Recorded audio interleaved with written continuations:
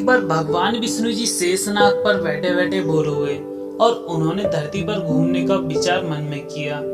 वैसे भी कई साल बीत गए थे धरती पर आए और वह अपनी यात्रा की तैयारी में लग गए। स्वामी को तैयार होता देख लक्ष्मी माँ ने पूछा, आज कहाँ सुबह सुबह जाने की तैयारी हो रही है? विष्णु जी ने कहा, हे लक्ष्मी, मैं धरती लोक पर घूमने जा रहा हूँ। तो कुछ सोचकर लक्ष्मी माँ ने कहा, हे देव, मैं क्या आपके साथ चल सकती हूँ? भगवान विष्णु ने दो पल सोचा और फिर कहा, हाँ, एक शर्त पर। तुम मेरे साथ चल सकती हो धरती पर वहां पहुंचकर उत्तर दिशा की ओर बिल्कुल मत देखना।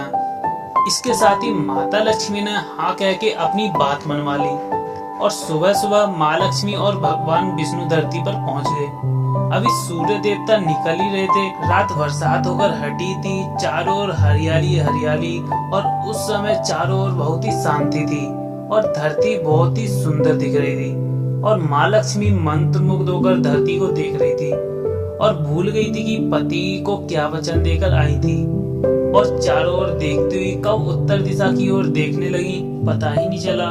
उत्तर दिशा में माँ लक्ष्मी को एक बहुत ही सुंदर बगीचा नजर आया और उस तरफ से भीनी भीनी खुशबू आ रही थी और बहुत ही सुंदर सुंदर फूल खिले थे।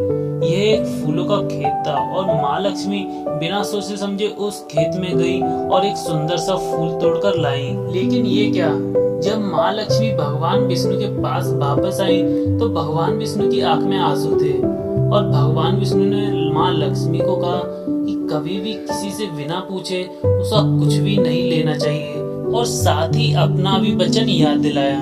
माँ लक्ष्मी को अपनी भूल का पता चला तो उन्होंने भगवान विष्णु से इस भूल की माफी मांगी।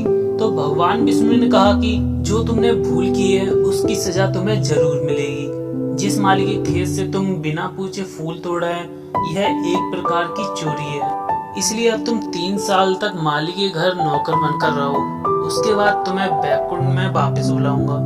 माँ लक्ष्मी ने चुपचाप सिर झुकाकर हाँ कर दी और माँ लक्ष्मी एक गरीब औरत का रूप धारण करके उस खेत के मालिक के घर गई।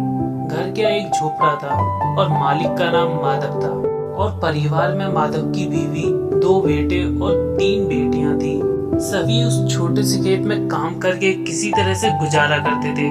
माँ लक्ष्मी जब एक साधारण और गरीब औरत बनकर जब माधव के झोपड़े पर गई तो माधव ने पूछा, बहन तुम कौन हो